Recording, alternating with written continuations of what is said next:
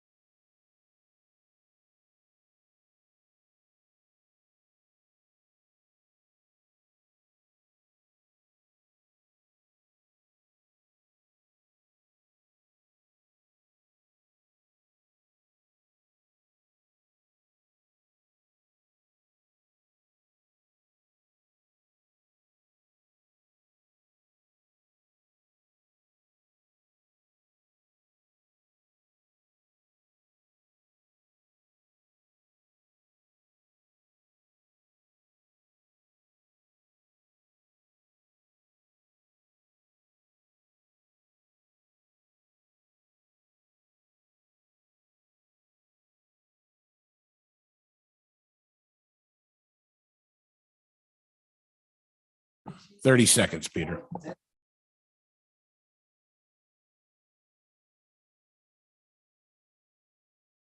Okay, thank you, Mr. Bormo. Any other public comment? Any public comment? Come on up, sir.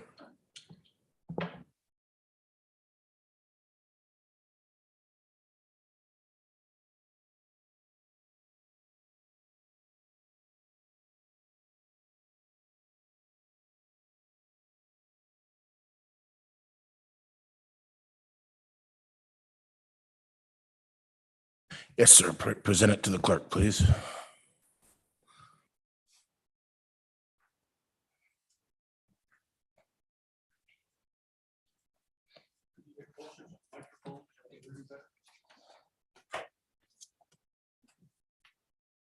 Where you have 3 minutes, Brett. I will try to make this brief as possible. I want to talk about a water issue that I have, water trespassing issue, because at my current residence, I have been at that residence for 37 years. Water is being diverted from 3 different properties to the west that developed in the past 5 years. The first one will be at 484 Woodland Drive, approximately 2017 that was built. Water was diverted from the driveway to the roadway and also ran off into 492. Approximately 2019, 492 was developed And that one is also to the next slide. That lot is for 98. I understand. Yeah. February of last year, when 98 was developed, there was a catch basin that was put into the right of way that was installed by the owner of the right of way. All three of these properties were developed by the same owner.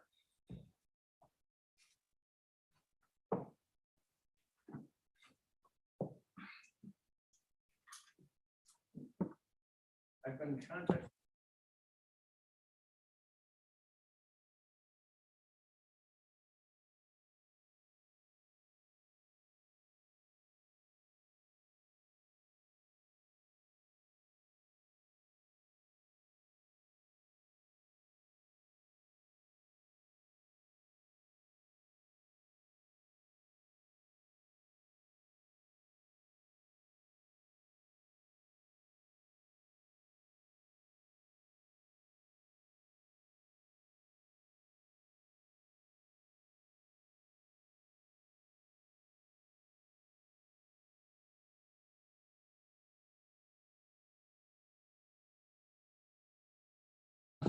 Have 30 seconds, sir.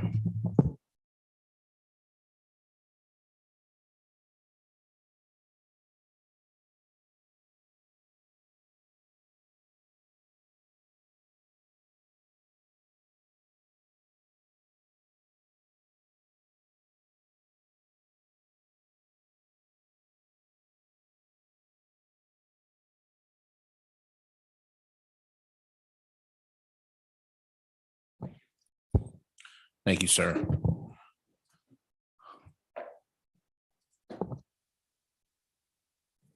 Is there any more public comment? Any public comment? Last opportunity for public comment. Seeing none, public comment is now closed. Takes us to item number 4A. I would be looking for a motion to approve last meeting's minutes. Moved by Walls, supported by Duckham. All in favor, say aye.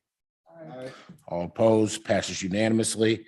Takes us to item B, Drain Commissioner Obstruction Resolution. I don't believe Mr. Snyder's here, but he went over it last week. If there are no questions to that, I'd be looking for a motion to forward this to the full board for approval. Moved by Duckham, supported by Williams. All in favor, say aye. Aye. All opposed, passes unanimously.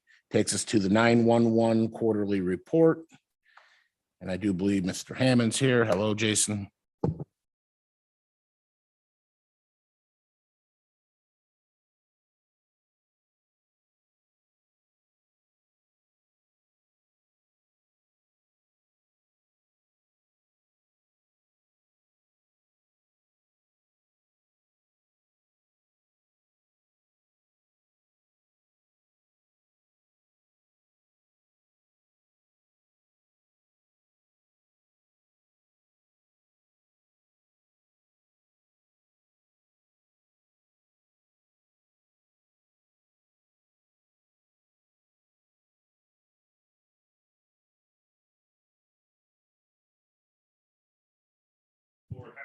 I'm sorry, I hate to interrupt you. Would you mind turning on your microphone?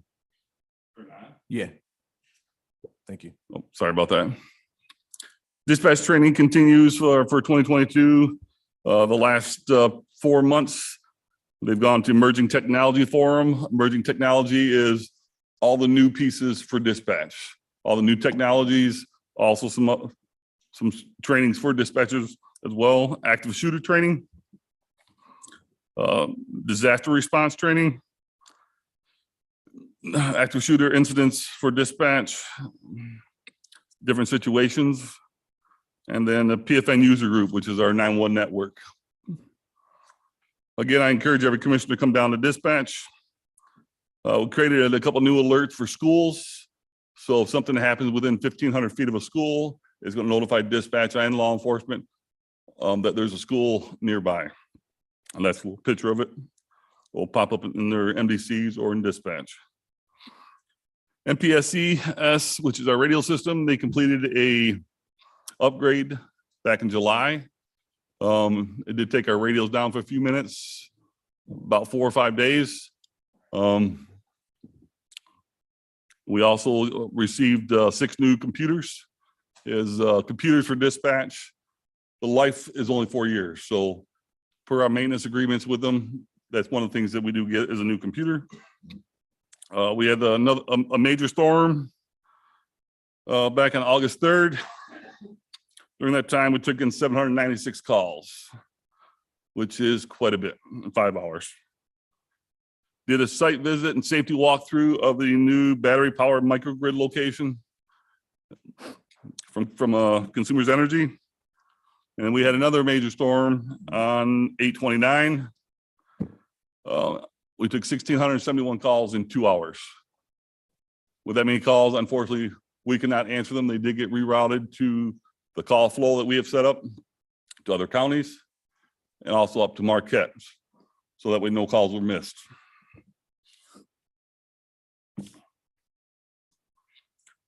Total calls for the year so far, you can see they have gone down a little bit. They started going back up in August.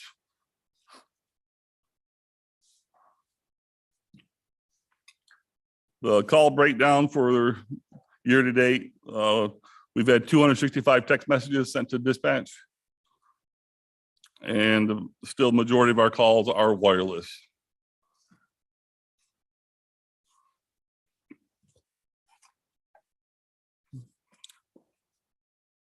And for law enforcement, the calls by time of day, you can see we were busier from about 3 o'clock on to about 10 o'clock at night. That's where we take the majority of our calls. And then also for fire dispatch, you can see the busy times as well, which kind of flows right with law enforcement for busy times. I do have a comparable 2020, 2021, and 2022 for 13 calls that dispatch takes. Some of the busy calls, traffic stops, suicidal situations from year to year, which seems to be an uptick in here in Jackson. And then also a breakdown of the different agencies we use in Jackson County throughout the year.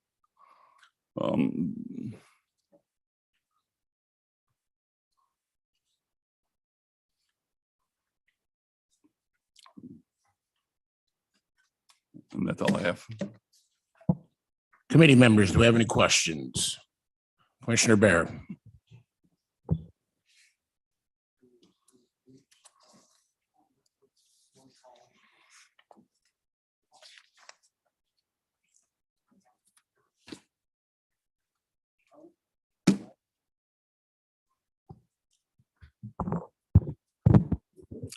Sorry, I forgot the microphone. Let me start over. Page 3, total 911 calls for 2021 with comparison of 5 years by month. I just see 2022 and 2021. That looks like it's my mistake. I must not put that in there. Okay, so it's just a 2-year comparison. Thank you. Sorry about that. Any other questions, committee members? Commissioner Duckham. You got to turn your mic on, sir. Gotcha. Okay. Year to date, our calls are down dispatch 36%. Well, yes, but it's not including September, October, November, and December either. Why not? I mean, what is our call year to date call rate? Well, year to date, it's 140,000. But as far as the percentage wise, when it takes an effect, it takes into effect all the zeros that for the months we haven't Gotcha. All right. approached yet. All right. So we're not down 36% year to date. All right. No, sir. That's my question. Thank you. Any other questions, committee members? If no questions, I'd be looking for a motion to accept the report. Moved by Bear, supported by Williams. All in favor, say aye. Aye. All opposed, passes unanimously. Thank you, Jason. Thank you.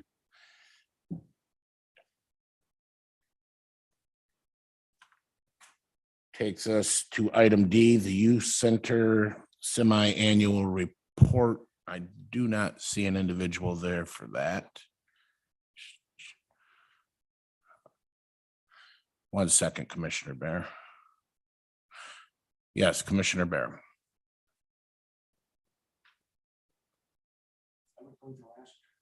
Is your mic on? Sure, yeah. I was going to ask whoever came to present this information, what is the purpose of the Jackson County Youth Center? Can anybody here tell me what the purpose of the Jackson County Youth Center is? Well, he's not here, but we'll let the administrator.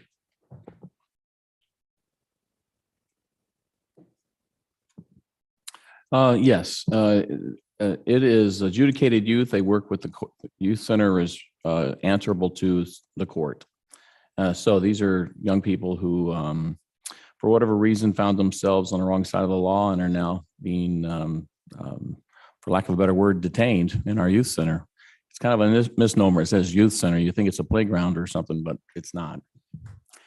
Okay, so one of the purposes of the youth center is to detain youth that have been accused of a crime. I would like to refer everybody back to Sheriff Gary Schuette's August 19, 2022 Sheriff Office update. Bottom of the second page, he talks about how an incident on Tambark Lane West in Summit Township required law enforcement to show up.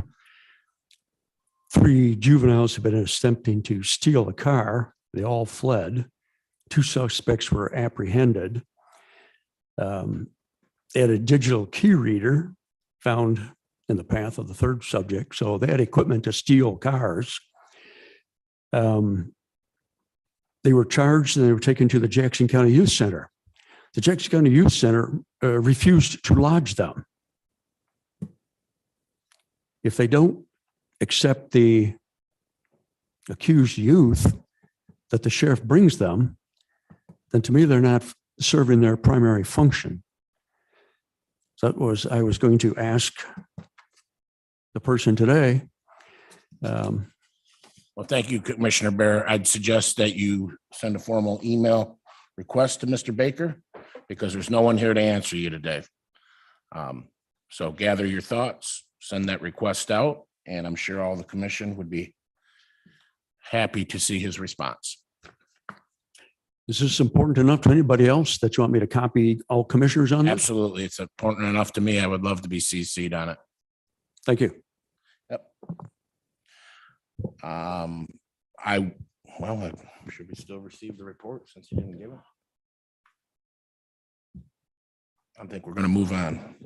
Just wait. He may show up. Yeah, we'll move on and we will go to the district court, continued landlord tenant FTE deputy clerk. Mr. Burns is here. However, he gave a pretty detailed description of it in last week's study session. So are there any questions, committee? Commissioner Bear.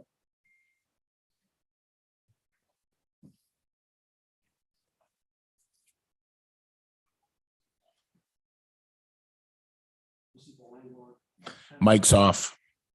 Your mic's off. Is this item E, landlord? This is Okay, item. that one I have no yes. questions. The next one I do. Sorry. Okay.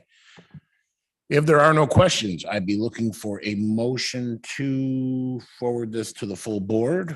So moved. Moved by Bear, supported by Duckham. All in favor, say aye. All opposed, passes unanimously. That now takes us to item F, the non-attorney magistrate, which he also described well in the last meeting. Commissioner Bear, you have some questions? Yes. At the last meeting, I asked what were the duties of the non-attorney administrator or non-attorney magistrate. And I was answered with things like performing weddings, some other items. And then we got an email from Deb about the former non-attorney magistrate and all of the authorities to put people in jail, authority to assess fines. That's quite a different scope of work than just occasionally presiding over a wedding. So I would be looking for a more thorough document explaining what will be the non-attorney magistrate's responsibilities on all of those issues. I'd like to see that before the next board meeting. That's the end of my comments. Welcome to respond if you'd like. Well, yeah, the authority established, and it's a weird component with this. The authority for the non-attorney magistrate allows through statute and is established by the chief judge of the district court. I believe when I was asked that, I gave a list of general, and I can't remember if I said verbatim among other things, but it was not an exhaustive list of authority. Generally, those were the main areas of the informal traffic, and weddings are the main areas.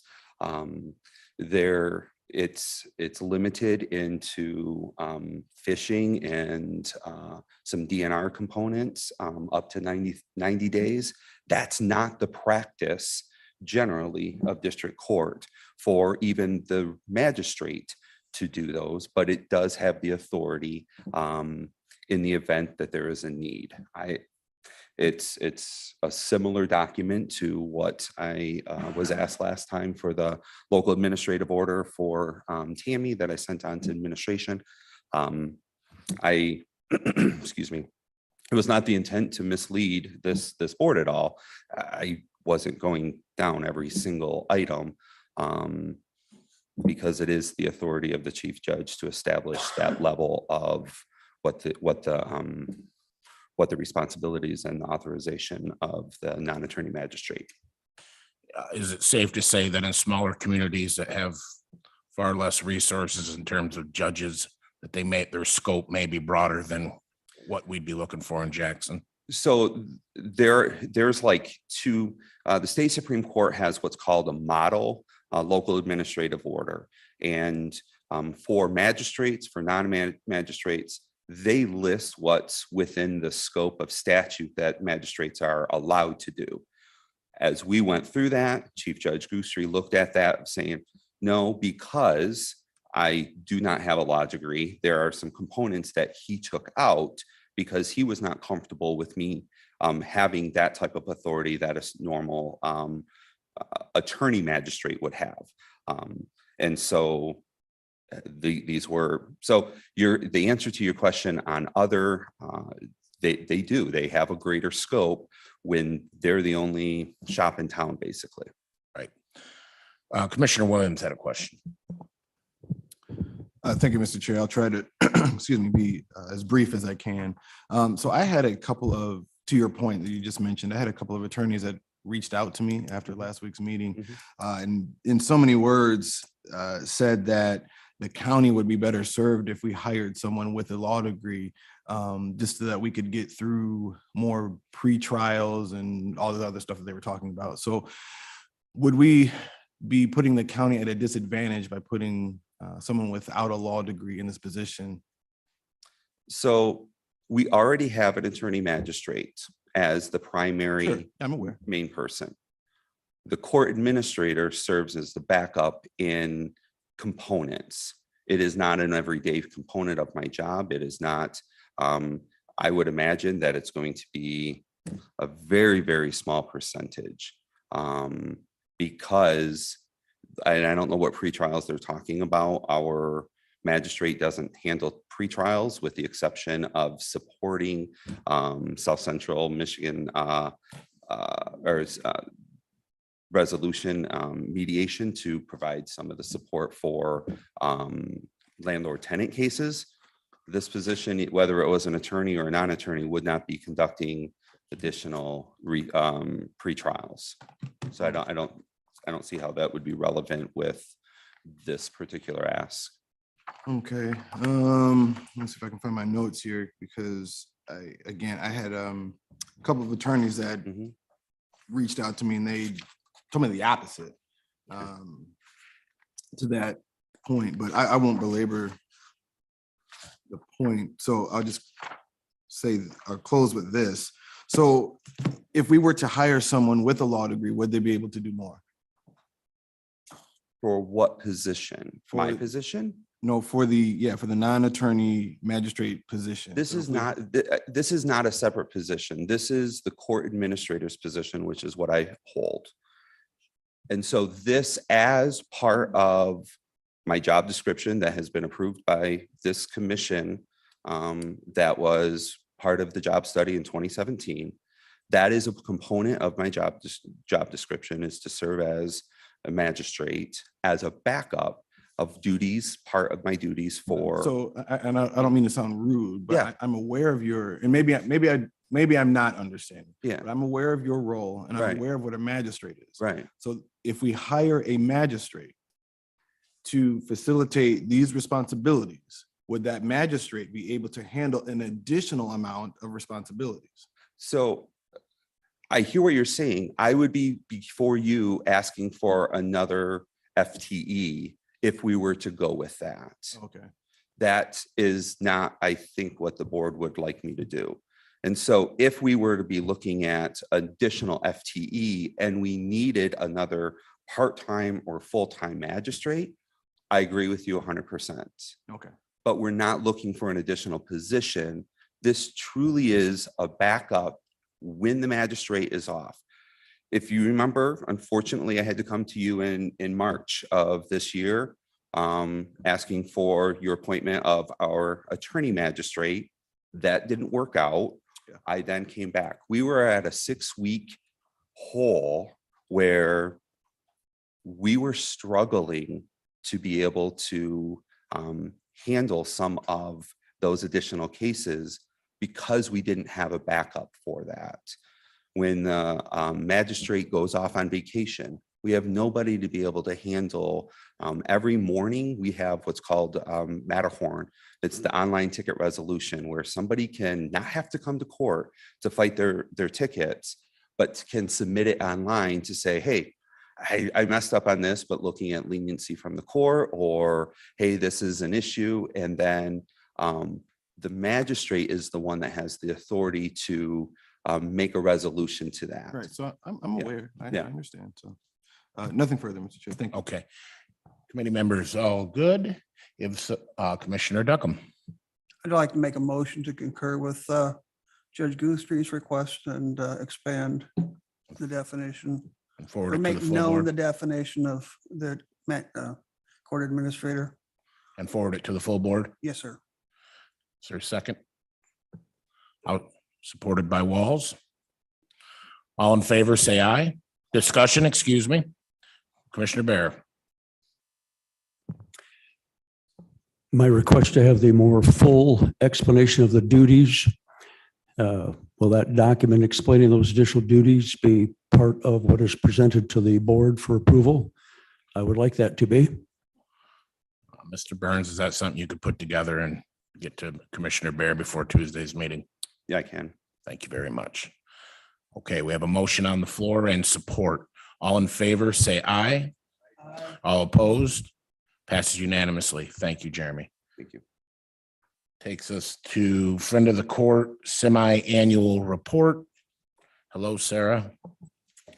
Good morning. I presented the document, so you should have that in front of you. Some notable items that are going on with our office with the performance incentives. You'll see our current support and arrears case percentage. Those two percentages have gone down from last year. We are attributing that to the reduction in the unemployment benefits. That was a great source of income for a lot of people for a very long time. So we saw an uptick from 2020 as opposed to in 2019. So now that those benefits have been exhausted and there's less people in the workforce, we're seeing less of our current support and arrears case percentages payments being brought in. So as we're adjusting, we're working more with Michigan Works, we're working with employment agencies to try to help connect people that are needing employment with employment resources. Down in the contract performance standards, we're also seeing that we are meeting all of our required goals by quite a bit. Those are a little easier to work as far as, you know, when you look at it, well, the goal is 75% and we're knocking it out of the park at 98%. Those reports actually provide us specifically with each case that needs to be worked that's potentially going to fail under that measurement. So it is easier for us to drill down and look exactly at what we need to do and which cases we need to focus our attention on. I'm part of the Front of the Court Association and a program leadership group that is working with the reports for the performance incentives to try to create better reports for the top section, so that hopefully as a state, we can work towards better collections and more pinpointed efforts in that. Our strategic plan, I highlighted some of our major strategic areas: improving client experience, improving the child support process, improving our performance incentives, as well as our staff development. And you can see what the goals are and our status. One thing that I wanted to bring to your attention, because I'm quite proud of this, is that our average hold time for phone calls, so when people call our office, is down to 45 seconds on average on any given day. Statistically speaking, people tend to bail on phone calls if you have to sit on hold longer than 2 minutes. So 2 minutes has always been our goal of, we really, we're either going to call in for backup if hold times are over 2 minutes. But our team down there has been doing a fantastic job of making sure that phone calls get answered quickly. We're also looking at our workflow process for support reviews and our contempt hearing process. Right now, all of our contempt hearings are done virtually via Zoom. We're finding that that is not an effective way to work with families to get compliance when it comes to contempt hearings. So we are going to be looking at ways to bring people back into the courtroom for those hearings and still do it safely with, keeping COVID measures in place and all that goes with that. So we are evaluating that process. Our support review process is also something that we're looking at, because we find that the paperwork is cumbersome. It's difficult to read. It's difficult to actually get the information that we need from clients to effectively calculate their support. So we're working with the state right now to have improved forms, better ways to incentivize people to respond to us, to, not be afraid to bring us the information so we can right size orders. And then the training development for staff, we've been working with Dr. Ferguson, and this was a person that had completed or done training over at the youth home for over the course of the prior year, and they were really happy with the services that she provided. So we had her come in 4 times this year to talk to us on equity and inclusion, microaggressions, all the things that can help us better interact with our clients on a daily basis. We do still have the work from home policy in play or on the books, but it's on hold right now. Quite honestly, I want to make sure that we have the right technology in place to be able to even have people working from home and protect the critical data that we have. We have a lot of personal information about a lot of people in our system, and I want to make sure that that's adequately protected when we have people working from home. So any questions about all of that? Committee members, do we have any questions? Commissioner Williams. Thank you. So this is the first I'm hearing that Zoom is not being effective in this case. So I'm curious as to what factors are causing it not to work. Is it people not logging in or not logging in on time, or is it technology issues? So it's great for hearings that don't require money. Okay. So Well, yeah, I guess it would make it hard then. Okay. yeah, so typically when someone comes into the office, they have money on hand, they can make a payment, things like that. When we have somebody via Zoom and we say, well, be here by Friday to make a payment, they're not coming in on Friday. This is more of a So, transactional. yes. Okay. All right. Yes. All of the other hearings have been fantastic via Zoom, but the contempt hearings in particular are quite challenging. And we can't put someone in jail if they're not physically there. And then we end up having to put a warrant out for them and, that kind of thing. So it just doesn't garner the same compliance as when someone is physically in the building. So is there an opportunity to, that these type of transactions can be done on a website or Yep. like a PayPal or something like that? Yep, we do have our state disbursement unit does online payments, credit card payments. We have credit card swipe capabilities. The state's working with the vendors for PayPal and Venmo to create an opportunity for that as well. Okay. But typically, these folks are cash people. They're Sure. what we call the underground economy, the cash payments, working transactional that way. So they don't typically have credit cards readily available or debit cards. Okay. So Okay, thank you, Mr. Chair. Nothing further. Thank you. Committee members, any other questions? Not, I'd be looking for a motion to receive the report. Moved by Duckham, supported by Williams. All in favor, say aye. Passes unanimously. Thank you for your report. Tell your employees, thank you for their work. Yep.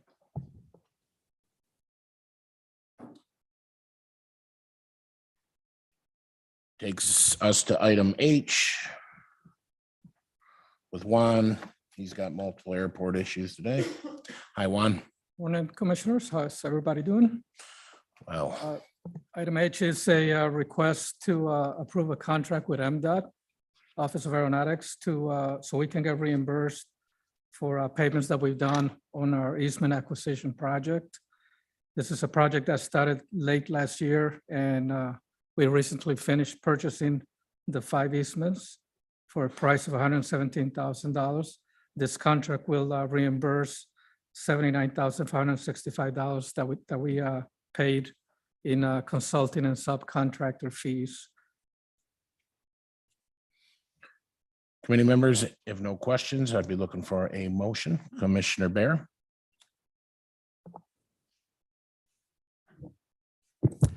Thank you. Good morning, Juan. I have some questions comparing the April 19, 2022 resolution and the current September 2022 resolution. I want to make sure I understand this. The resolution in April, the grant funds 117,000 of the project.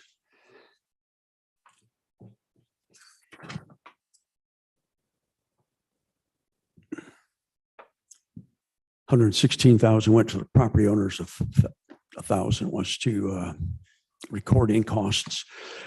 But if the project in April was 117,000, totally covering it, so there's no state match, there's no local match. What is the project now that is $96,725, 94,000 from the state or from the Fed, state match and a local match?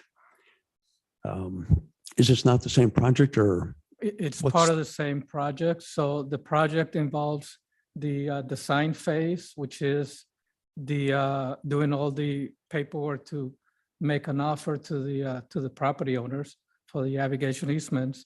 Then there was a second phase that actually purchased the easements. That's the $117,000 project that was approved in April.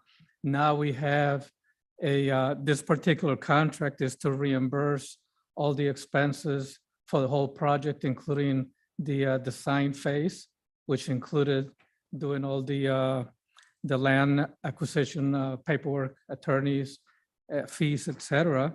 And this contract will also include the next phase of the project, which is actually to cutting down the trees. So the whole project together will involve a 95% federal project, 90% federal, 5% state, and 5% local. And so this will cover all of the reimbursements in land acquisition. We have to pay upfront for the cost to the consultant, and then the state reimburses us for that.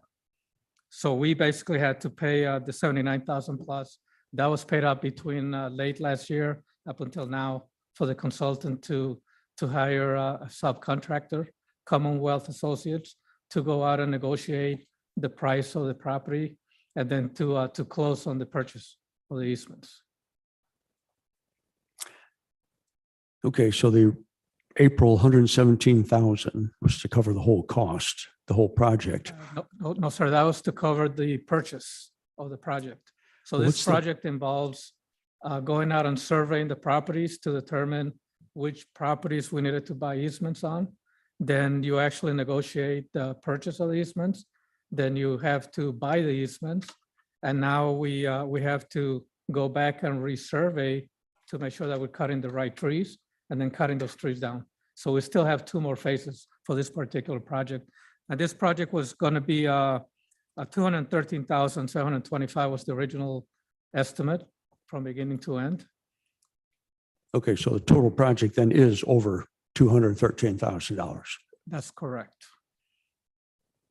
And the project itself will be reimbursable for, it's paid at a 95% federal, 5% state, and 5% local. And, but unfortunately, all of the consultant and subcontractor fees have to be paid upfront. And that's what we've done. The county paid $79,565 on this project so far.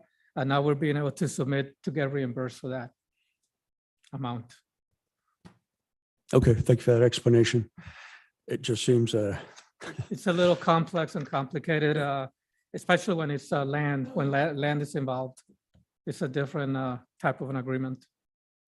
yeah, huge cost for easements to cut down trees on 5 pieces of property. Yes, sir. Yes, very expensive. And the property owners didn't get much of this in Each- comparison. Each property owner got an average of about $25,000 for us to be able to cut their trees. They don't pay for the cutting of the trees. Yeah. We have to pay for that as well. Thank you for that explanation. I appreciate it. Yes, sir. Okay, be looking for a motion to forward this to the full board for approval. Moved by Wall, supported by Duckham. All in favor, say aye. All opposed, passes unanimously. Takes us to item I, which is the purchase of a replacement 4x4 plow truck.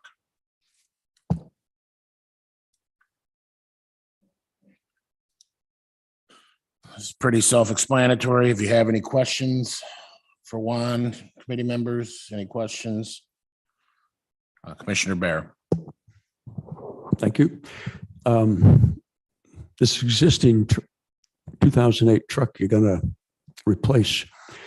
What are you doing with this truck? You're gonna sell it? No, the plan is to keep it as a backup. So we usually, when we have a snow event, we have 1 or 2 trucks out on the airport taking care of the runway and taxiway areas. And we have 2 pickup trucks plowing the parking lots on the airport as well as the sidewalks on Wildwood Avenue and Airport Road. You're gonna maintain ownership of this truck, and what will this truck be doing for you? It will be a backup. It's, if we were to go ahead and put it on the auction block, we would not be getting basically anything out of it. This is a 2008 truck. It only has 40,000 miles on it. I just drove it this morning. It's in really bad shape. It can still be driven on the airport. It may not be legal to drive on the roads, and it cannot be driven on the highways at all. It's once you go above 50 miles an hour, it starts shaking all over the place, and they've replaced a lot of components, and it's still something that cannot be repaired. So no, we are going to keep the truck if possible. All right, thank you. Question for the administrator. We bought 2 trucks recently for facilities.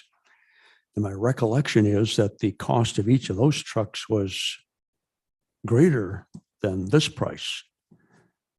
Am I not remembering that correctly? Or if you don't know the number now, can you look up what the cost was for each of those trucks for facilities?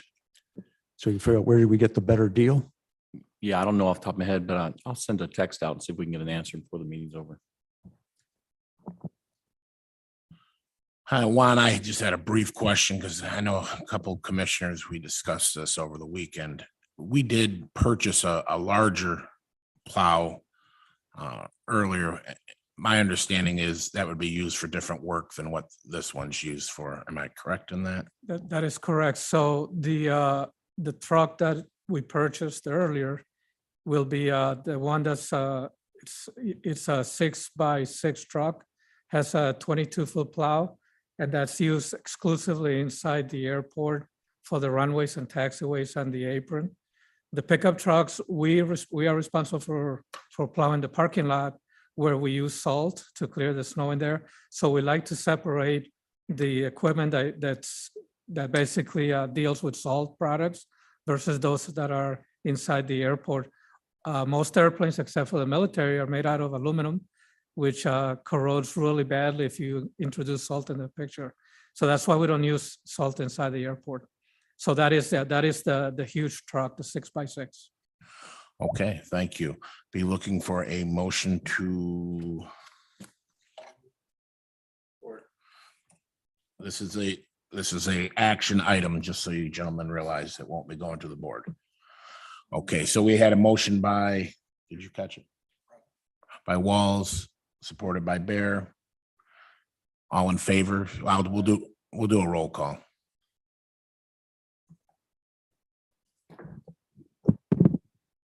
Commissioner Bear, Yes. Commissioner Walls. Commissioner Duckham, Yes. Commissioner Williams, Yes. Chairman Kennedy. Yes. Passes. All right, thank you, gentlemen. Takes us to the semi-annual report, sir.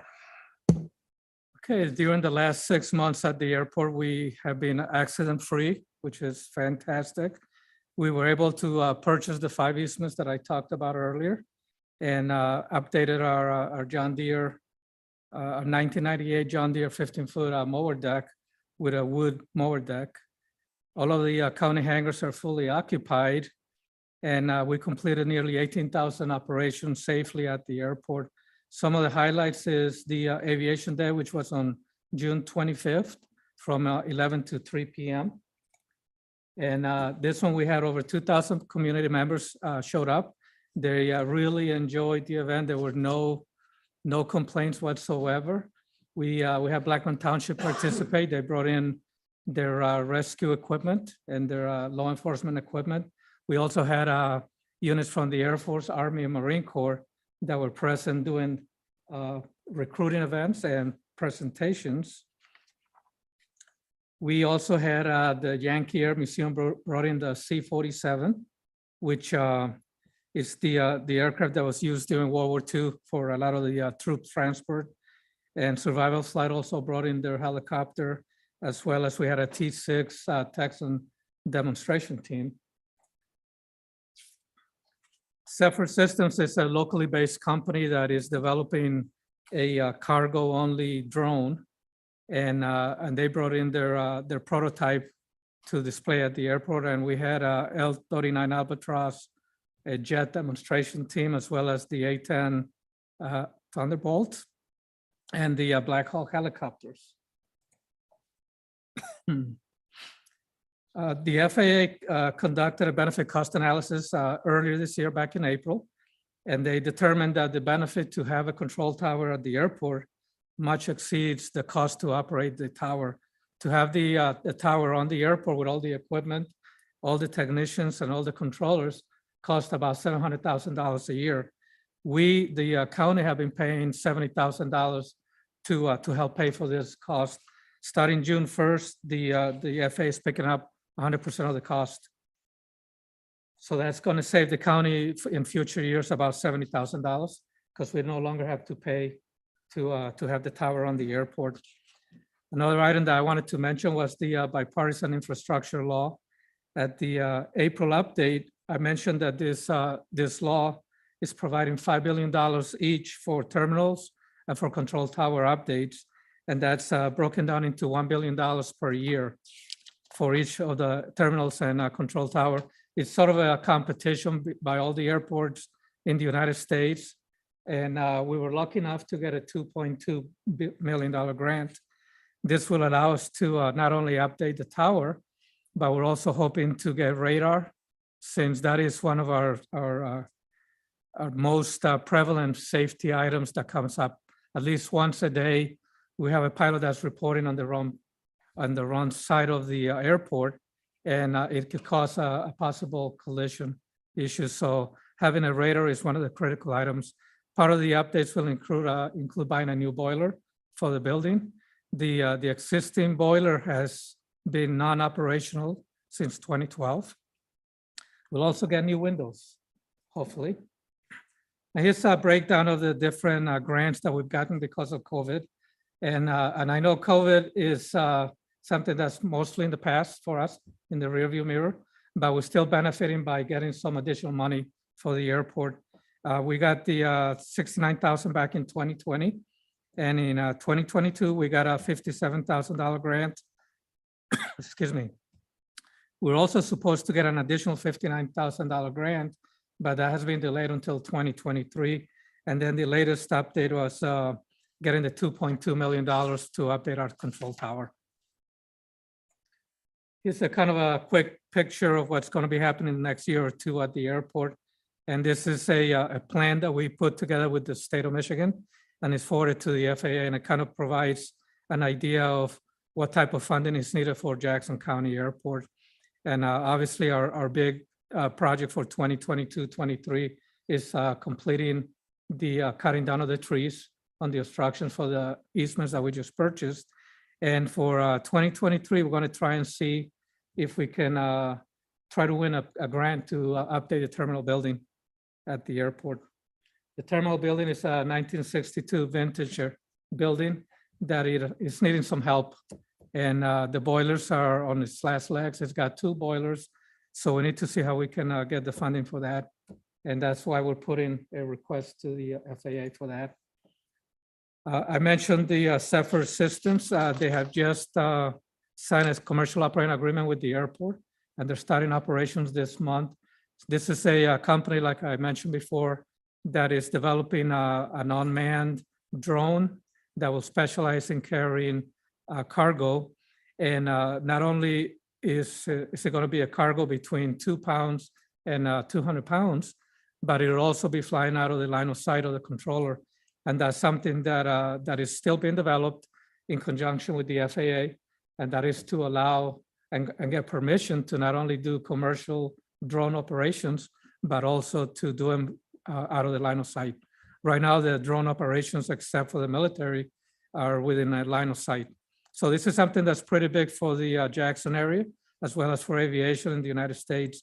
And this company is a locally based company. It's a startup, and they have a lot of potential to develop this type of transportation, which is the future of aviation. And I'm not sure if this video is going to show, but this was basically a short video. Can we have that operational?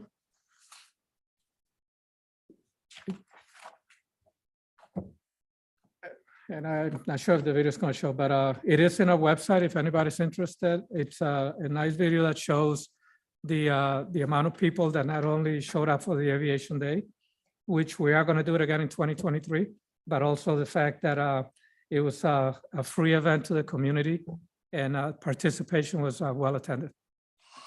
Thank you very much, Juan. Committee members, do you have any questions?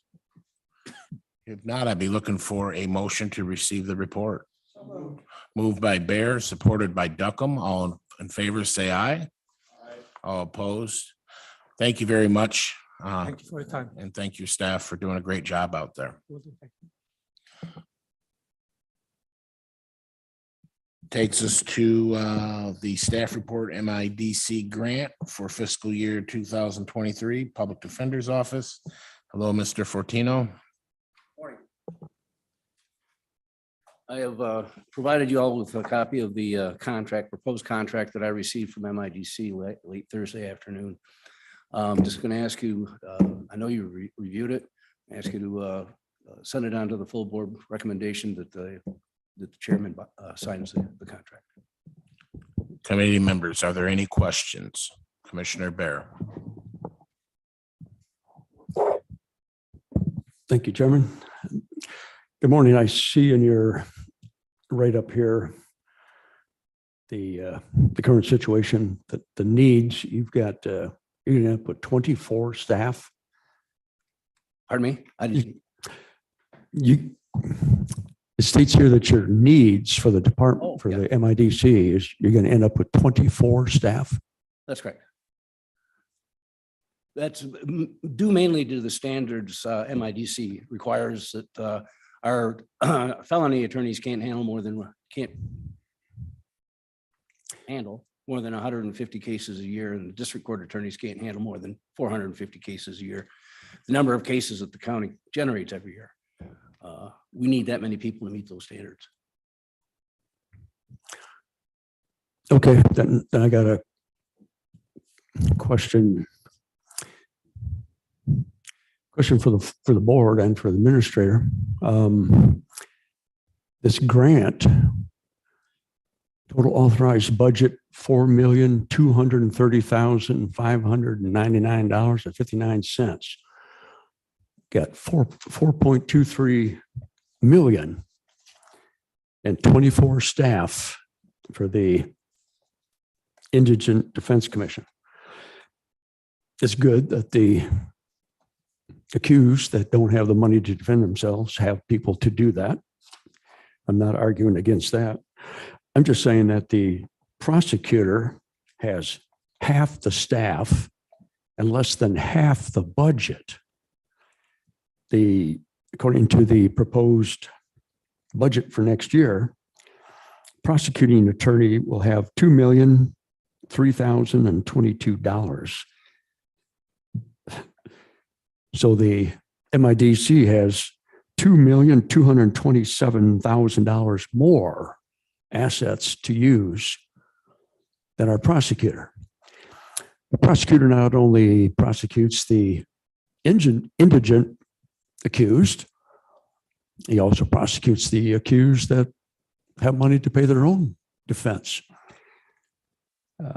I see this as just a totally inequitable situation for our prosecutor.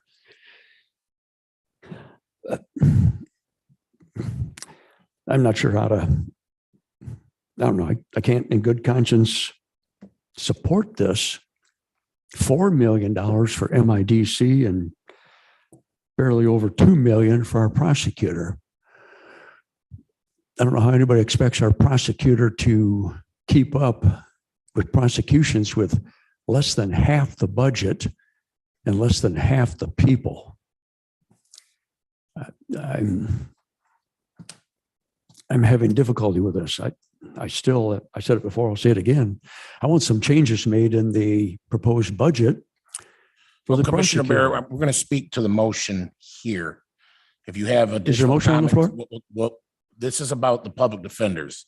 This isn't about the prosecutor's budget. So we got to stay on track here. If you have suggestions about the prosecutor's budget that you want to bring forward to the administrator, you can do so in private, but not here right No, now. I'll do it during commissioner comment time. That's so the fine as community well. knows That's where I fine as well, stand. sir. But we're going to stick to the point. Are there any other comments from the committee? Commissioner Duckham. I too have concerns about the equity here between the two, but that's not the issue. I don't think I can support this. Although if I read it, I don't have a choice. That's correct. This is statute of Michigan law. Correct me if I'm wrong. No, that is, it's statutory. Okay. So if there are any questions to this particular motion, go ahead, Deborah. Thank you. I'm sorry, I just wanted to clarify. This item today is just approval of paperwork. Right. The grant was approved by this board back in April. So the allocation of the money comes annually in April to this commission. And then subsequently, we get a contract once this commission has approved accepting the grant money, then we get a contract that we have to approve to abide by that. We're going to give them reports. We're going to do certain things with the grant money to agree to accept the grant money. So today's ask is only to accept the grant contract and sign the grant contract. So just wanted to clarify there that there's two different things. The money was agreed to in April. And today the Public Defender's Office is asking to sign the contract to agree to take the money. If that It's a makes sense. mechanism. Yes, thank you for the clarification. Yes, Administrator Overton. Just to clarify too, for everyone's benefit, the statute says it lays out the requirements of what we have to have, so many defendants per attorney and all that sort of thing. The board can choose not to accept the grant. Yes. Problem is, we then have to make up the money and pay for it because regardless, we have to hire that many by law. Yep. So, this goes back to a long time ago. Many of the commissioners up here view this as an unfunded mandate, very similar to the points that Commissioner Bear made. But that being said, I'd be looking for a motion to forward this to the full board. Moved by Williams. I'll support. Yes. Commissioner Bear. Can the 571,000 local share contribution be deleted from this, reallocated somewhere else? You should respond to that. I can answer that. No, we are required by statute to submit or provide a local share, and there's a formula for that local share. And that local share is generally within the 500,000 and some change range every year. So we are required again by statute to provide that local share. It's mandated. Okay, there Well, if is. the You have another question? Go ahead. statement, if the state law requires me to vote in favor of this, then I guess I will do so, but I'll do it under duress. Duly noted. And ask for a roll call vote. Commissioner Walls. Commissioner Duckham, Yes. Commissioner Williams, Yes. Commissioner Bear, Yes, Chairman Kennedy. Yes. Thank you, sir. Thank you. That now takes us to the Jackson County Department of Transportation. Yes. I apologize, sir. I need to make the Board of Commissioners aware that you can choose to not send an endorsement to the full board with this. You could have just abstained or said that we do not endorse this, but we're sending it to the full board. I think commissioners need to be aware of that, so that way we can all vote on it on Tuesday night in the future, just so everyone's aware. Thank you, sir. Okay, we've moved on to the Jackson County Department of Transportation, who has a host of issues. First shall be national functional classification changes. Hello, Angela. Good morning. Can you hear me on this? All right, this one doesn't move as easy. All right, so the first item is, it was before you guys in November of 21 when we brought these 3 different classifications, but we proposed them as minor collectors. There's a formula for looking at a road, and that's what they meant. But MDOT went out and looked at it and came back with a minor collector ruling, which is a better for us. It makes it eligible for more grants. They're usually a 20% match still, so our local match won't change on those grants, but makes it eligible for more grants. So we're asking the board to approve the major collectors for those roads. Any questions, committee members? Commissioner Bear. thank you for answering my questions over the weekend. I appreciate that. Trying to find here some of your answers. My question about with this national functional classification changes, would that increase the percentage that we have to pay? And no, our percentage remains the same. I guess I didn't phrase my question well. If we get these grants that right now we don't have them, so right now we're not paying a 20% match. So if we do get these grants and have to pay the 20% match, how does that 20% and 20% and 20% impact our overall budget? Well, our budget is based per project, so I can't guarantee what funding year we would have those grants in. But whenever we get so these roads specifically, I believe one is urban. So that would be a JAX project. So when there's funding that becomes available, like Blackman Road, then we can try to get money allocated through JAX process for that road. When we have that, then it goes through that normal process where the 20% match agreement comes before the board to approve. So your question is asking when, or the compounding 20%. I don't know. I can't answer that to what budget it would impact because it depends on when they get allocated funds. Is that how? All right, but at present, those 20% matches aren't in our budget because those roads have not been reclassified. Correct. But 'cause when they get reclassified and when we get the funding from the feds, we will have to provide the 20% match at that time. Yes. Thank you. Any other questions, committee members? Not, I'd be looking for a motion to forward it to the full board. Moved by Bear, supported by Williams. All in favor, say aye. All opposed, passes unanimously, takes us to item N, County Farm Road, Mead Brothers excavating contract. Okay, so last month you guys approved the items for this this project. Now this is just the signature of the contract. So we have given the notice to proceed to Mead Brothers, and they are signing contracts and submitting paperwork, and this is the approval from the board to actually get them on site working. Any questions, committee members? Okay, motion by Williams, supported by Duckham to forward to the full board. All in favor, say aye. All opposed, passes unanimously. Takes us to item N, Jackson County Department of Transportation Asset Management Plan. So this item is a requirement under Public Act 325 of 2018. This is our first submittal of an asset management plan. When they announced that JCDOT was in the final year of submittals. So ours is due October 1st of this year. It is a template that state provides. So we just went into our asset management plan and kind of exported everything into this document.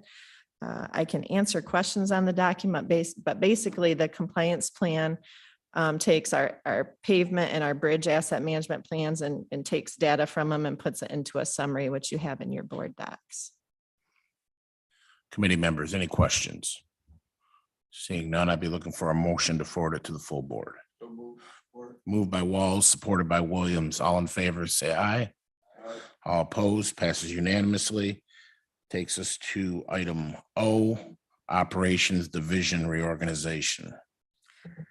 Okay, so for the past probably 6 or 8 months, JCDOT's leadership team has been looking at our organization, looking at our structure and trying to improve upon it, given the budget constraints we're in, as many departments are.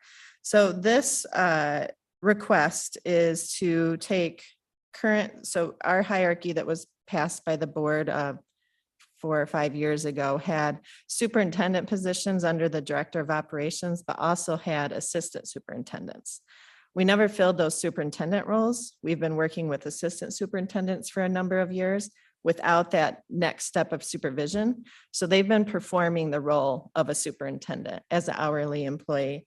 But when you look at the Fair Labor Act standards, their role really is a salaried employee. They do have direct hiring and firing capabilities, disciplinary capabilities, and they supervise more than 2 people. So we're asking the board to consider moving the assistant superintendents that we currently have, and then the 2 vacant positions for the fleet and inventory to the next grade up, which is the grade L, I believe, N.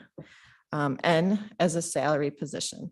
And I was asked, so they have been working overtime. You'll see in the analysis that we're proposing that it's going to save us $20,000 to roughly $40,000 a year.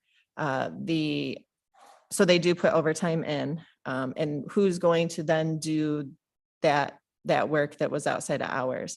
So as a salaried employee, they will still have to get up and go drive the roads in the middle of the night like they were before for winter to see if we need to come in early. But as a salary employee, they'll be able to then flex it in times when work is slow. They can leave earlier or come in later. But with the 6 different superintendents also, we're working on a update to our call-in procedures. Right now, the 3-4 different garages are on call all the time. Those people are. We're going to urge them to work together to, have 1 or 2 on call so that they can rotate weekends and reduce those hours also that impacts their family life. I can answer any questions. Committee members, are there any questions? Commissioner Walls. Commissioner Walls, would you please turn your mic on? Is there an expected amount of hours worked for a salary employee? I would say probably between 58 and 60 hours is a fair, reasonable request of our employees. So basically, you're saying that they're a salaried employee and they're expected to work at least 58 hours a week? Typically, but a lot of it is on the phone. So when I say that it's not in the office, I take a lot of calls and texts after hours. All of our salaried employees do. So the expectation is that they're available. Are they in the office 40 hours? It depends on the season. These positions here, so spring and fall, when we're not in emergency response or construction season, I expect that they'll be able to take some flex time and they might not be in the office 30 hours that week because they have their jobs done for that time period, depending on their positions. So it is seasonal, depending on the specialty. Our superintendents have a focus area too. So one of them is a construction focus area. So in the winter, he might not have as many hours. I expect they're professional people and they'll work together to kind of balance that all. Okay, thank you. Mhm. Commissioner Duckham. I don't see this as a favorable situation for the county, for our taxpayers.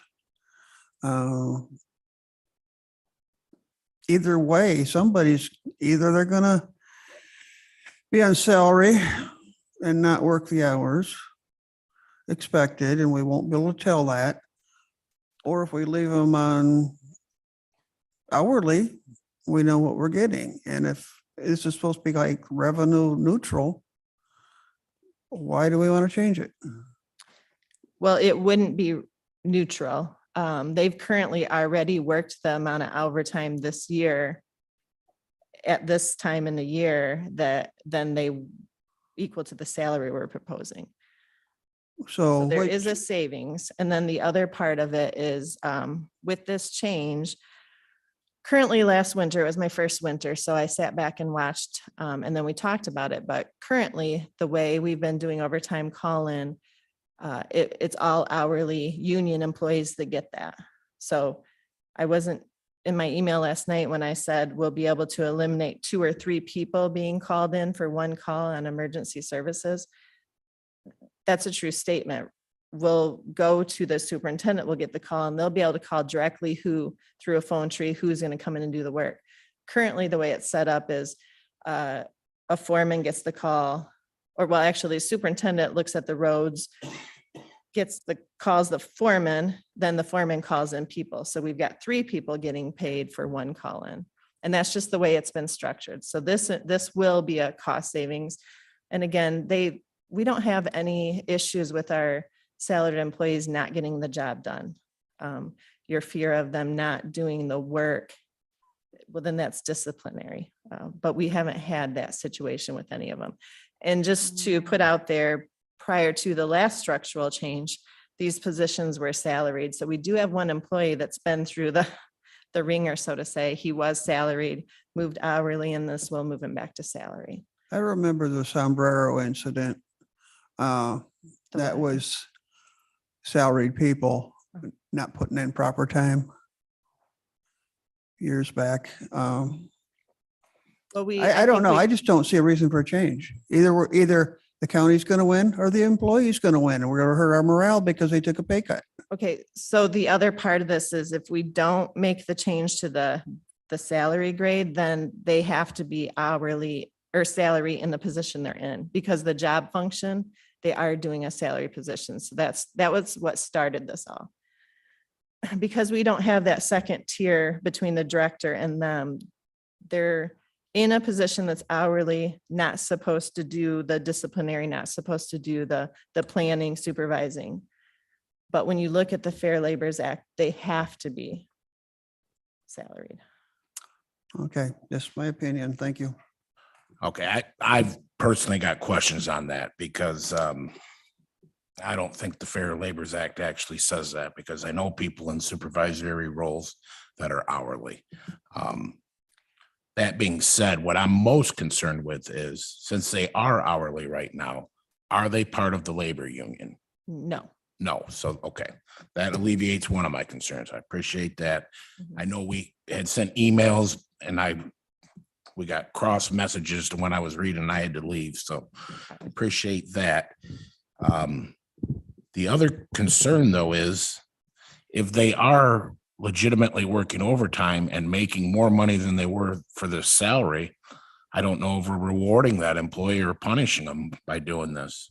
So the key is how you do it. If we expect them to work that many hours and not change that, not allow that flexibility, then yes, I agree with you. It's not nice of us as an employer. But But I would knowing- assume these four are looking for this, Uh, wanting this, or No, no? I can't say that. So It's what just brought best- this to you said it was brought to your attention. What was the mechanism who initiated it? Who said, hey, we need to do this? Our leadership team and talking it through our org chart, because originally, like I said, it had directors and then it had superintendents and then it had assistant superintendents. So we have assistant superintendents reporting, they're an assistant to who? That's what got us talking. But then reviewing it with Erica, Michael, and HR, and then myself, and going through their job duties, that's what, when we talked through it with Michael, he said, this position has to be salaried. Okay, Based on the and then function. my last question, I'll leave it alone after that, is when we move, if we move these four to salary, and then I would assume superintendents, Mhm. assistant. Right. That now leaves role vacancies in the four assistant superintendents. Are we to expect someone to approach and say, we need those vacancies filled? No, we, at this time, based on, unless something happens in Lansing where funding breaks free and we're having to get full to our 120 FTEs. No, at this time, I don't see any reason that we'll need those or the third director of operations once Bob Griffiths retires. Okay, thank you very much for the explanations. Any other questions, committee members? Commissioner Walls?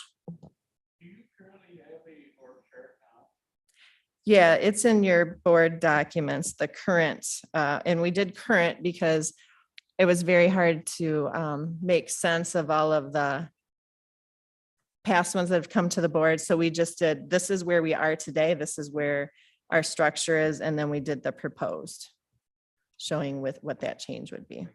Yep.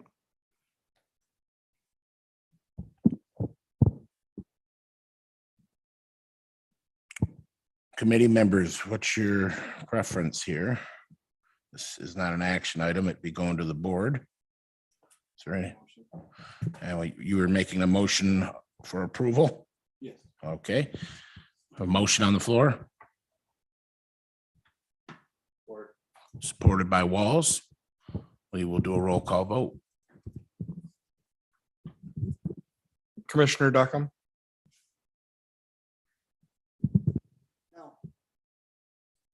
Commissioner Williams, Yes.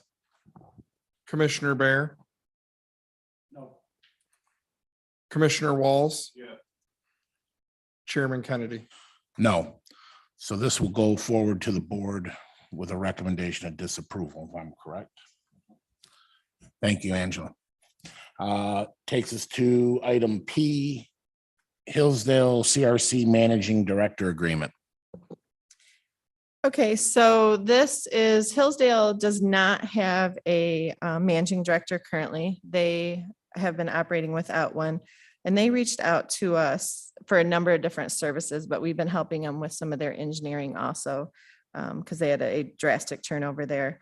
And in conversations, we offered to work with them to see if they wanted us to help out for the 2 years, because Bob Griffiths is in the drop, meaning he's set to retire on that September 1st, 2024 date. And we were looking at ways to have cost savings. So by partnering with them, they would pay the percent of Bob's salary for the years that he works there, the total cost and benefits, and allow us to have him on board still training his replacements, the two, what would be the fleet and stock room positions in the org chart that we're going to fill.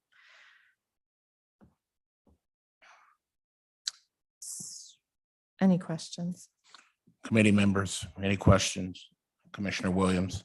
Thank you. So I just want to make sure I'm understanding this correctly. So one of our JC Dot employees will be working at JC Dot as well as Hillsdale County, correct? Correct. He, depending on the season and the demands, he could be there 3-4 times a week, depending on what's needed. But yes, he'll work there. And then we have the complete remote access. So throughout the days that he's there, he can work with us remotely, answer questions, anything that we need. So remind me, what is his role here in Jackson County? He's the director of operations that's over the fleet and inventory. So we have the 3. A year ago, we had 2, just the director of operations and then director of operations over fleet and inventory. And now we have the 3, one's over maintenance, one's over construction, and then one's over fleet and inventory. Okay, and he'll be doing the same in Hillsdale? No, he'll be doing my job there. Oh, They're a much smaller agency. I can't remember their mileage. They have a lot of gravel roads. And I think their budget's about 11 million a year. So they're much smaller, but they still have all the same requirements. They sit on our RTF, which is our rural transportation grant program. So we know a lot about their. Okay, and then my last question is, does this put Jackson County at any disadvantage? No, I think it's a benefit for us. Okay. To kind of offset our salary there, because he is in the drop. So we are working on replacing him so that we're not left out in the cold once he retires. So I think it will be a benefit to us. Okay, thank you. Thank you, Mr. Chair. Nothing further. Thank you. I have a question just for clarification. Mhm. Pretty sure I understand it, but reading contracts, I always want to be certain about it. So under item 3, it's saying that Jackson County will assume responsibility for administrative matters and the provision of fringe benefits relating to compensation of leased employee. Then when I came down farther, though, let me try to find the right item. Number 4. Am I accurate to say that the cost they're incurring has that factored in, all of his fringe? Correct. Yep. Okay, so they would be paying his share of those days that he worked. He would break it down that way. So in effect, they're not just paying for the labor costs, they're paying for Yep. retirement costs. Okay, Correct. Yep. all And they right. know that. Administrator. Is there not an administrative fee on that too? 8.5%. Thank you. Oh, that's an added caveat. Commissioner Bear.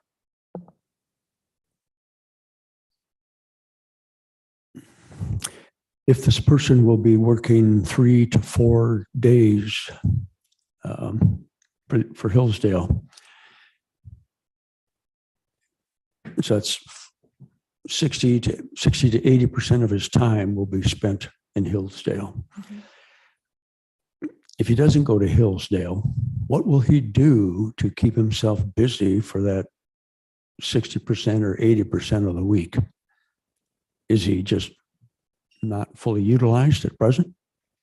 He still, no, he is. He oversees the fleet. So the stock room, which has millions of dollars, go through that. And then he oversees the mechanics. So he'll continue to do that, whether he's working for us full-time or working part-time with them. On the days that he's in Hillsdale, they'll still communicate with him. Because he's a salaried employee, he'll track his time and then, because yes, he puts in more than 40 hours a week. So he's going to track his time and then he'll do a percent split between the two. If it's 60 hours, he'll do the proper proportion of his salary for that week to each agency. But he is part of our leadership team. He probably won't be at all of our leadership team meetings doing this, but we can catch him up to speed on the ones that he misses. He is helping with our asset management plan for our fleet, and he'll continue to do that. That's the major I joked with him, he can't retire until he has that done item that's on his plate, so that once he retires, we have a good understanding of all of our inventory for our equipment. Okay, so the 60 to 80% of the time he's in Hillsdale, the things that he currently is doing, who will be picking up those tasks and making sure they get done? Well, he will be mentoring, so, and we don't have the 2 positions filled yet. We're going to post. We were waiting for all of this to happen to see what title to post those at. But the 2 positions that we have will post. Once we get new people in, then he will train them. He'll, at that time, and Hillsdale's aware that there's going to be some weeks that he won't be over there as much because he'll have to set up, you know, the different trainings with his new staff. But he proposes that he can get it, like the onboarding and that type of thing, done in a full day at our office. Then he'll be available remotely. He has support staff also, though. The 2 people that have been doing these jobs as interim will still be able to help with those new people on onboarding. Okay, thank you. Mhm. Commissioner Duckham, and then we'll move to Commissioner Snell. I fail to see any advantage for Jackson County in doing this. We're very nice guys, but to Hillsdale County, but kind of leads to another situation that was made aware to me this morning. Mr. Latka, who's been having water encroachment problems on his property, has approached JDOT, the letter says, and he was directed to Mr. Charlie Briner, who couldn't do anything for quite a while because he says we have short of help because we've got some of his folks on staff in Hillsdale County assisting them. That was in May. Now we got up to where we may have a legal issue going on because nobody's done nothing to solve Mr. Latka's problem. And other than we apparently donated a catch basin that we instructed the subcontractor to put in because we were busy. This is not, I'm having issues with Hillsdale County using our people. We're needing them right here. I can't speak to why Charlie would have said that, but Bob is a totally different department than Charlie is. So Bob being in Hillsdale wouldn't remedy the situation you're talking about. I can't remember specifically. I know I have a lot of different emails, but we can talk after. I can't remember Mr. Latke's. I think he's the drainage on, it's a business owner, isn't it? Oh, okay. We're short on boots on the ground people, yes. Yeah, so the administrator wanted to add something. Yeah, thanks. As Angie indicated, Bob is in the drop, and in 2 years, Bob will be leaving. In that, between now and then, we have to train somebody to do that position, meaning we'll have to hire somebody to do that position.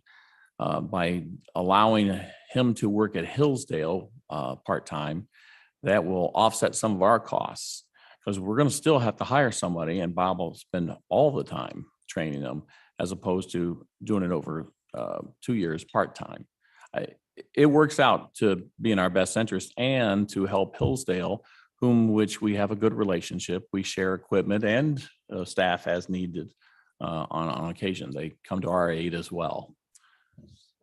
Yeah, we just use their distributor to do our chip seal program, or still using it because we're finishing this week, but we've, oops. Microphone. Sorry. If he doesn't have anything to do for 2 years other than training somebody, do we really, I mean, maybe we're training the wrong people if it takes 2 years. He's in the drop. Is he just gonna kind of coast along the way the next 2 years, or we're just gonna let him work in Hillsdale? I assume he's going to do his Job. job that he's been doing. I'm not sure when you plan to hire. If you didn't do the Hillsdale thing, when would you plan to be hiring? Is that 6 months from the end or a Yeah. year? Yeah, 6 it wouldn't months? be now. We wouldn't be hiring now. Exactly. But we do have to have at some point in time, basically 2 people, because he'll have to train the new person for it. There is some training involved. And that is a bigger job than we realize, frankly. Well, my math tells me that 2 years is 24 months. We need Mr. Griffiths to train the new person for 6 months. So that leaves 18 months unaccounted for. So Bob would continue to do his job. Not if Bob- he's in Hillsdale. He will divert any of the daily things to the new people below him once they get onboarded. So it's either we hire those positions now, and then we have Bob's expertise for the 2 years to answer questions and continue finishing the plan, the asset management plan I was talking about. Or if this isn't approved, then we'll 6 months before his his actual last day, we'll try to bring people on board, and he'll then train them during that time. Sounds to me like we have too many people at the top if all we need Bob to do for 2 years is answer questions. So I do He's need to paid very point out, well to give advice, answer questions. Is that all he does, is answer questions? no, he has a whole job. He has a job he does. He is the But PO all we process. expect him to He's do got a for lot 2 of- years is answer questions on his subordinates. He must do more than that. Yes, he does. Then we're going to miss him. We will miss him, but he's still available to us for those during these 2 years. He's still working. Well, the way I read it, he's going to work here when Hillsdale don't need him. If Hillsdale need him, is he just going to jump ship on them and come back running home? Physically, he'll be there, but he's still available to us. And then we have too many people at the top. If we can afford to do this, we have too many people at the top. I would like to point out that we do not plan to replace that position once he leaves, because we don't think we need the 3 directors. So I think I can say I agree with that. But Bob and his role without those 2 people are needed. So it's one or the other. It depends on what level we need. We don't need 3 directors, but we need those 2 positions once he retires to cover him. If we don't need so many directors, why do we have them? And if we don't need 3 directors, why don't he just go to Hillsdale and work for Hillsdale? What she's trying to say is this is a method they're trying to get lengthier time of training with all of them there. I see what your plan is, whether people agree with it or not. I think you understand that, don't you? Okay. Commissioner Snell, did you have some comments? Thank you, Mr. Chair. I've been looking over this program. And I got to say, I got some of the same questions. So at first wasn't clear. This position will be replaced once? No, so it's not going to be replaced. Correct. Okay. That wasn't real clear. It is now, thanks. So if we have a position that doesn't need to be filled, to me, I would say, thanks for all your service. Hillsdale needs you. Have fun. Is he ready to retire? I know he's in the drop plan. No, What- he wants to, Bob has no, we wouldn't terminate Bob's position. We would find something for him in our agency. He's a good employee. He's been very dedicated to our agency. The reason I suggested this is because Bob and I honestly have been through it before. Bob came over to Calhoun when I was over in Calhoun. He did a good job balancing it. I know it sounds like a lot, but I did it for 3 years. I was a shared employee between Calhoun and Jackson as the director of engineering. You make it work. You work remotely when you're at one agency. You still are working for the other agency. when he's here, he'll probably be working for Hillsdale. You make it work. We have all of our electronic devices that we can do Zoom meetings or do phone calls, text messages. We're connected with our staff. I'm not sure. I know I understand your guys' the concerns of the board. It's hard to dictate why we wouldn't just let him go. If we don't do this, then he will be needed at our agency. He will continue doing his job. We won't fill those two positions, the fleet and the SAC room, until later. Okay, thanks. Committee members, any other questions? The administrator has an additional comment. And well, first, let me just say a general comment that, I've looked at at this as well. We talked through this, worked through this, and in total, it does not harm the county at all. In fact, again, if not directly financially, clearly from a relationship standpoint, it helps us with one of our partners, adjacent county. It helps them. And frankly, from time to time, as is Angie indicated, we're still using a piece of their equipment right now that otherwise we would not have. We'd have to go and rent one somewhere else, if you will. But with all that said, I heard comment that that this does not specifically cite indirect costs. So I was looking through it here, and I see that it says that all the wages and pensions and all that, item 4 there, Hillsdale will pay Jackson County. I'm reading through. And then I get down to the last part of it says, and any other directly related or identifiable costs. Is that what you're saying or believe is where the indirect cost is covered by that? I'll have Bruce come up because he If worked not, on the I think contract. maybe an edit would be appropriate to clearly identify. I mean, we can do that if you want, but that language was copied verbatim from our agreement that we had with Calhoun for however many years we shared, Christopher and Angie and me and Julie. And well, that's the how real we charged question with for them. me, I suppose, is we made it, does Hillsdale perfectly understands that they pay our administrative costs as well? Yeah, they actually have the quoted price with our fringe and overhead on it. So it's in there? Yeah. So our indirect. So Okay. what Hillsdale's done, because obviously we have met with them a few times. We met at their board last month to see if they even wanted to entertain me coming to you all for this. And they passed a motion stating the salary plus our fringe and overhead rate, which off the top of my head, I think it's 67% covers both of those. So that's what they had. Once this is approved by our county and theirs, then the agreement would be in place and we'd start. So it isn't too late to add if you want us to add that. Well, just make sure that I personally would like to see that That's fine. statement in there, just so it's cleaner and clearer for benefit of anybody who may not remember what indirect is. Indirect is all those additional costs associated with every employee. So, HR, finance, accounting, audit, all those kind of things, we just wrap it into an indirect and charge a percentage. Yes, we can do that. Very good. Committee members, what is your preference? We have a motion by Williams.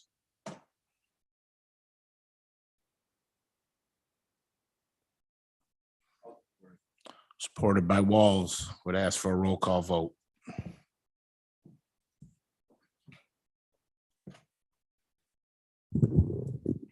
Commissioner Duckham,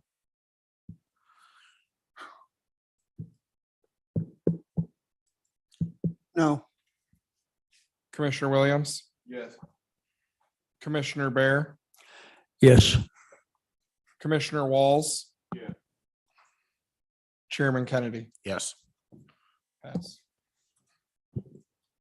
All right, that takes us to item Q, the North Concord Road, Moscow Road, and Rives Junction Road contract. All right, so this is a safety project that we were awarded. So you've seen this before. This is just now the contract. but this contract covers a couple different projects combined into one.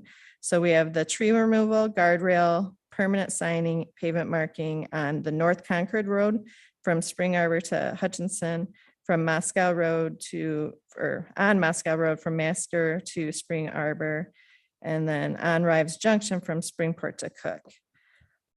The grant amount is the $468,972, and then $52,682 will be out of JCDOT's, or was budgeted in JCDOT's budget for this project. Committee members, any questions? Seeing none, I'd be looking for a motion to forward this to the full board.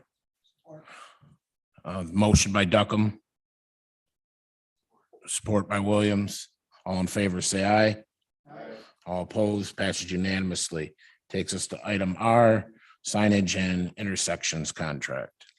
This is another safety project. This one has the permanent signing along 78 of our curves in the county. So it's the chevrons that you see on the horizontal curves. And then it also has the language in there is what that is the flashing beacon stop sign that you see at some of our higher traveled accident prone intersections. So we're upgrading that list of roads in B there with the flashing radar detected stop sign. And then for the C item, that will be a milling and a resurfacing with a type of asphalt that's got high friction coefficients to it. So to improve the intersections there listed for slide through accidents. Those were when we submitted applications for those safety grants. Those were ones that we had a lot of like hydroplaning or different things at those intersections. So that's what that safety improvement is for. So these are packaged together also, and it's got the $485,289 grant with $116,711 of JCDOT's money in their 22 budget. Committee members, any questions? Looking for a motion to forward this to the full board. Moved by Wall, supported by Williams. All in favor, say aye. All opposed, passes unanimously, and finally takes us to the monthly report. All right, so I believe you guys have it in front of you. I don't, so our first project in there is the Murray Road project. That's a CIR project that is recycled and paved. Then it goes to the Mackey Boulevard. That project was recycled last week. That one was interesting because we did pre-milling out there. There's a lot of asphalt. So we pre-milled and then recycled it. And we'll be paving that here soon. I'm so happy to stand here and say that Robinson Road is painted and the traffic barricades should be removed today. So hopefully your calls will decrease. But that project turned out well. You can see in the picture on the right there that they actually did echelon paving. So they have two pavers side by side so that we don't have a cold joint. So it'll be interesting to watch because hypothetically that we shouldn't see the joints falling apart because it's all hot mat together. So in your years of traveling that road, make sure you watch those joints and let's see how they perform. Then we have the CIR on Van Horn Road. Chip seal. Chip seal went this year.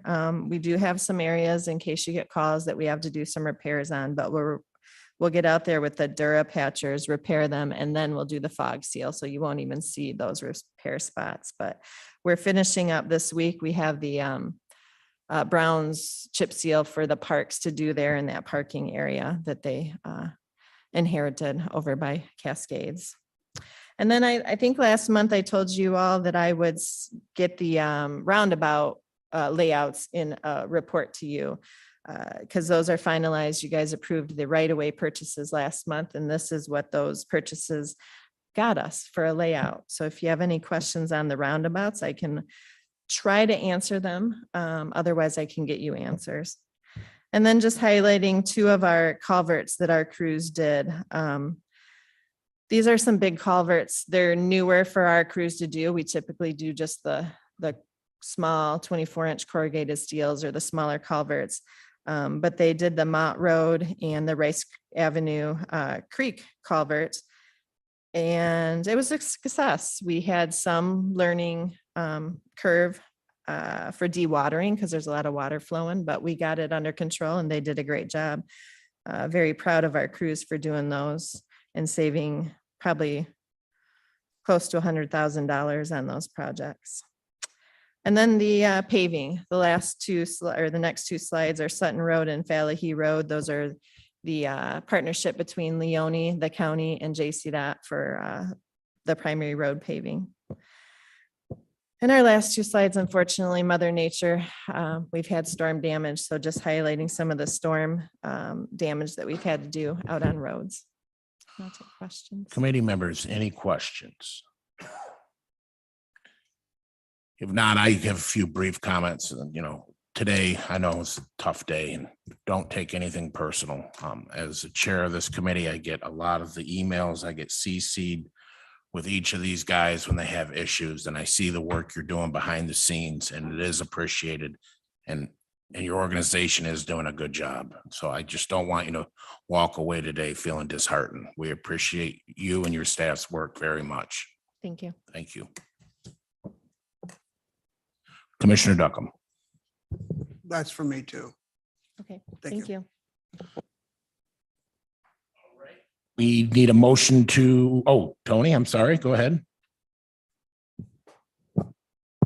Angie, the roundabouts, are there going to be public meetings where the public can have input on some of this or ask questions about it?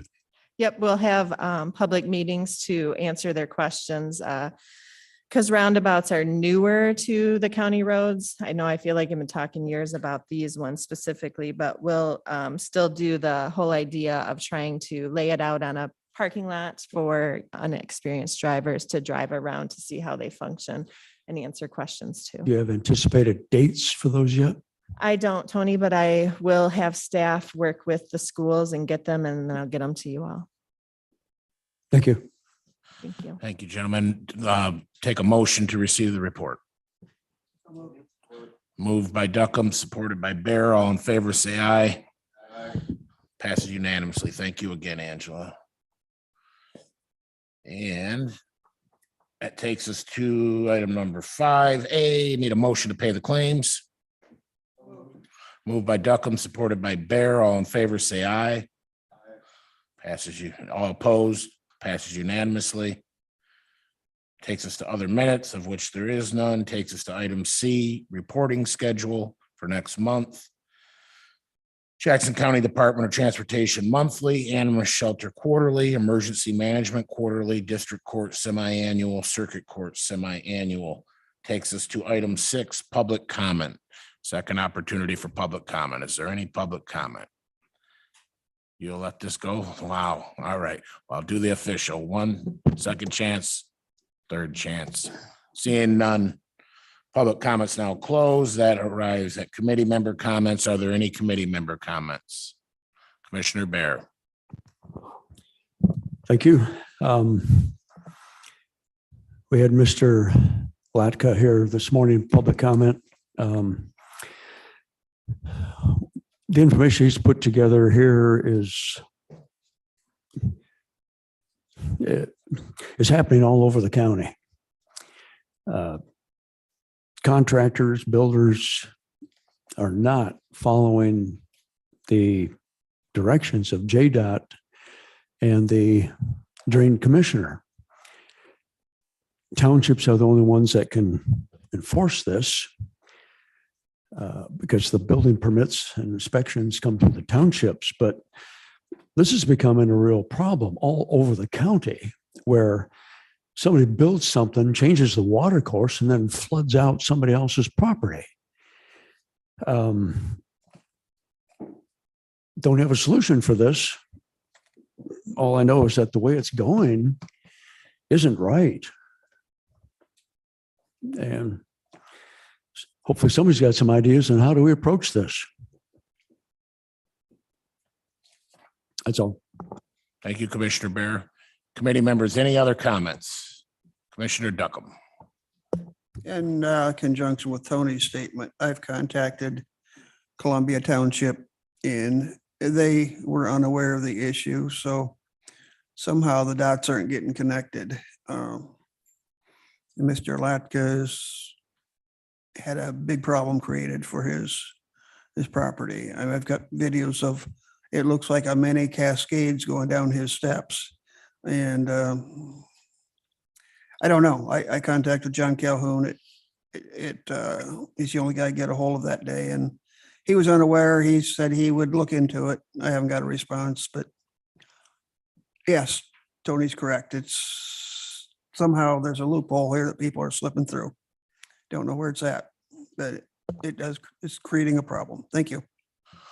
Okay, I would just say from issues I've had in the townships I represent, so all commissioners know, if they didn't know already, the person you want to talk to at the municipality would be the building inspector about these issues. They're, at the end of the day, the ones that approved everything, and they would be the ones that need to go out and see what it's caused. So I would leave it at that. If there are any other committee member remarks, if none, meeting is adjourned.